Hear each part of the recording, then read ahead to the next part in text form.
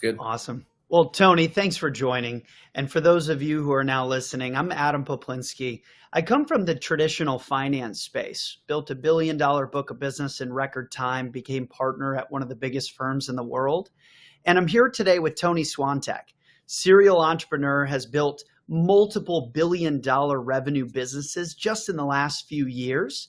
And so what I wanted to talk about today is a few big trends that are occurring right now, and then pose some questions to Tony to get an understanding of where his time and energy and focus is going.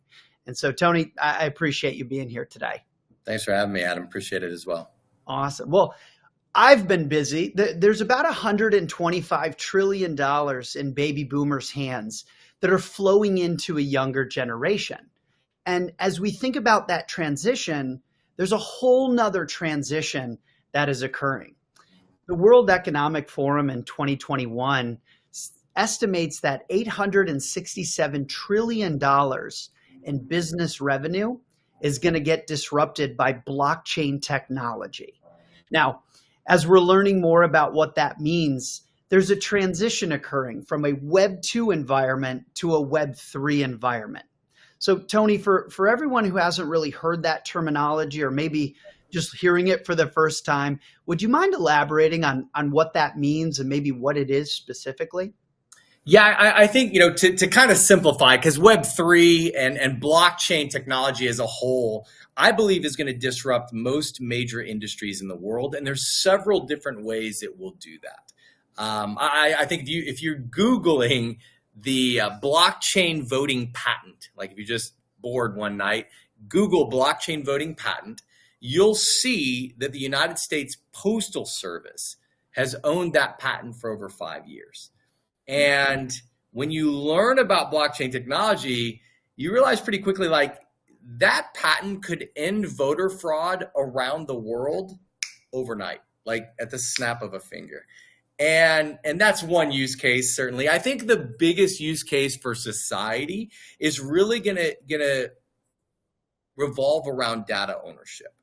Centralized control of data versus decentralized control of data. And I think, humans as society have conceded to the fact that Mark Zuckerberg has been listening to me and you this whole time, and Jeff Bezos at Amazon and the Google boys have been listening as well.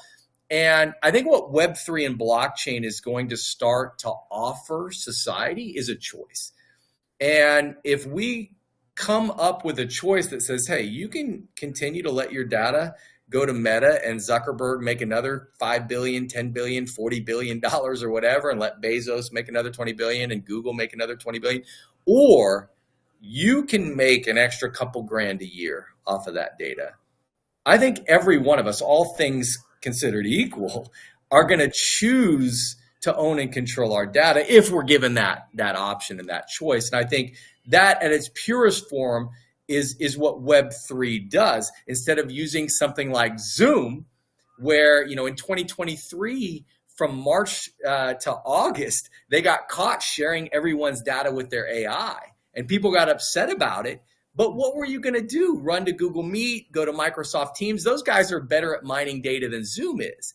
And so what this platform, actually the platform we're on, which is a Web3 platform, a blockchain technology video conferencing platform, it allows us to own and control our data instead of some centralized hub, somebody like Zuckerberg or someone like Zoom or Google controlling that data. And that's just one piece of the disruption, correct? Like the technology that we're using right now, and those listening and watching at home, can you talk a little bit more about how this actually has more of a disruptive exposure to the markets? Yeah, I think there's, obviously, when you look at disruption as a whole, Adam, I look at historically kind of three areas where industries have been disrupted. And it's usually a combination, two of the three. Sometimes you get three of the three areas. I look at price, I look at convenience, and then kind of an offshoot of both of those, I can look at technology, which maybe helps you on the price side, helps you on the convenience side. Taking retail as an example, as I was growing up, I saw Walmart disrupt Main Street USA.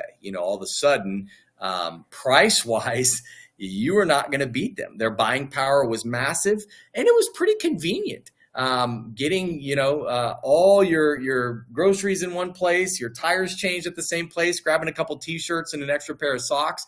You could do it all at Walmart versus going to 4 or 5 different stores. And so they hit price and convenience pretty hard. Technology was probably the same. The cash registers at their stores at Walmart early were the same as the stores you were going to get at the mom and pops. But then you had Amazon come in using technology to create much more convenience. Don't even leave the house, same day shipping. Not only am I buying something, but it's telling me what I might also want to buy, and it's pretty dang good at it. And so price wise, they were probably a little higher than Walmart. Actually, if you go apples to apples, the same products a lot of times are cheaper at Walmart, but a lot of times I'll just buy it on Amazon because I don't want to go to Walmart. I don't want to drive. I don't want to leave the house, whatever it is. So those are ways to disrupt. When I looked at something like video conferencing, someone like Zoom really didn't have a lot of loyalty. They've got about 300 million users a day. And I felt like price-wise, we could beat them pretty bad. Their prices kept going up and have been, and they haven't really improved their quality of service. It's just they're raising prices. And so I felt like they would be susceptible for attack there.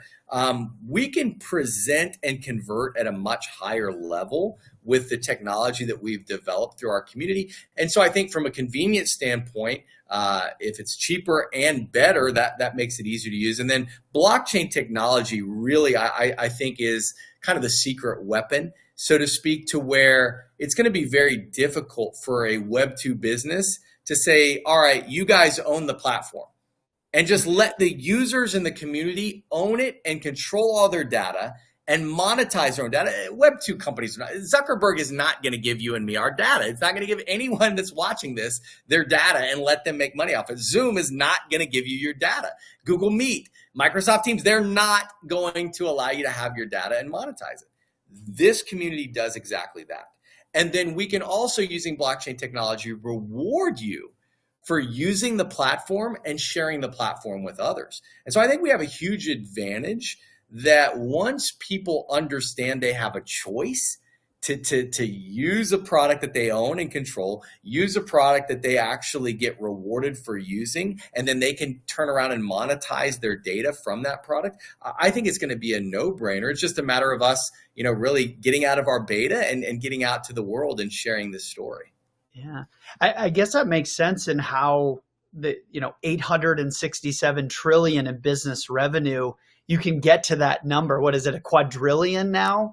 Yeah, it's around there. 1.3 quadrillion, I think some people have said. Oh, even coming from the financial realm, I don't want other people Zoom bombing my appointments with my clients. That could be a conversation where we own that data. And that makes a ton of sense why something like this could disrupt Zoom. But Tony, in terms of seeing the value in something like this, how would one participate in this? Or see that it is going to disrupt technologically and say, hey, I want to be a part of that. Well, I think for most people, if someone's wanting to spend their time, energy, effort, and maybe money in a project, they should like the project. I always tell people, use the platform, use the service. If you think it's as good or better than Zoom, or it will be in the future, and you can get involved early, that's better than getting involved late, And I think in blockchain, it's been very intimidating for a lot of people, especially baby boomers. My mom is somebody that is not going to be setting up a MetaMask wallet and bridging tokens to ERC20 and going into Uniswap and starting to pick up the Rally token, which is the blockchain. The Rally blockchain is this platform, we call it R-Link, lives on the Rally blockchain, and I'm earning Rally tokens for using my platform right now because I'm a community member. And so, can my mom go on Uniswap and buy Rally tokens? Yeah. Is it difficult? For someone like my mom, it'd be pretty difficult just to set up the tech itself. Then the buy side is fairly difficult. I have friends that are into blockchain that have a hard time buying because we're in beta. There's no sellers. There's very few sellers. One of my buddies just bought 50 grand worth of tokens, and it took him a month or so. It took a long, he was buying $100 at a time, $70 at a time, And so our community wanted to make it easier for people to get involved at the initial level. And again, I always tell people there's never any guarantees. This is not something where you take out your second mortgage and buy tokens in a blockchain project. But I do say, hey, if you've got a high risk part of your portfolio, you love the product or the service, you want to pick up some tokens, you pick up some tokens. We have an NFT that's available. The community is launching this actually probably in the next 24 to 48 hours. And it's what we call a match NFT. So someone could buy $25 a week worth of tokens. And if they do it for 20 weeks straight and hold those tokens in a wallet, the community will match those tokens, basically double the amount of tokens they receive. The maximum someone could do is $5,000 a week. But there's kind of anything in between, if somebody wants to do 25 bucks, 50 bucks, 100 bucks, or if they want to do 500 or a couple thousand or 5,000, there's different levels, but they're getting a match on those tokens. And again, I can't, the tokens could be worth nothing. Like that's the I guess beauty and the beast of operating in a new technology, new blockchain, new products, new services. But we actually are on the service. It's not like we're in idea phase here. We have about a little over 1,000 users in our beta that really like our platform. And it's just a matter of scaling it up, which we're very close to being able to open it up to the world. And our last project that our community launched was actually the #1 performing cryptocurrency in the world in 2021 during the last bull run. Now, I'm not saying we're going to do that. We had a $40 billion market cap in right around 3.5 years, 40 billion. And we went from 40 million market cap to 40 billion market cap within a few months. Like when it hits in the blockchain sometimes. Now, again, we'll probably never do anything like that. But I can tell you this platform that we're on right now, Adam, we've done more revenue last month than that other project, our biggest project up to date, did in their first 3 years combined. We did more revenue last month than that project did last month. And so our trajectory is very, very strong. But at the end of the day, I always tell people this, listen, if we align with your mission, your vision, and values, we want you to be a part of our community. You can help us grow. You can become a user. You can share the platform with others. You can buy one of these NFTs and pick up some tokens, put them in your wallet and see what happens. But at the end of the day, the bigger the community gets, the stronger the community gets. And so that's the beauty of blockchain. If we're going to take on the Zuckerbergs of the world, the Sam Altmans at ChatGPT, if we're going to take on the Zooms of the world, we're never going to do it by ourselves. We'll have no chance. But if we build the right community and we get the right people involved, we're going to be really difficult to compete with when it's all said and done. It's starting to connect the dots why an entrepreneur like yourself is excited about this, because there's going to be technology that we own our data, and to get rewarded to use it, that's incredible. And that match NFT, way easier than going to MetaMask or Uniswap to get it. And plus you're gonna match it. That's incredible news. Well, thank you, Tony. I appreciate you sharing your time today.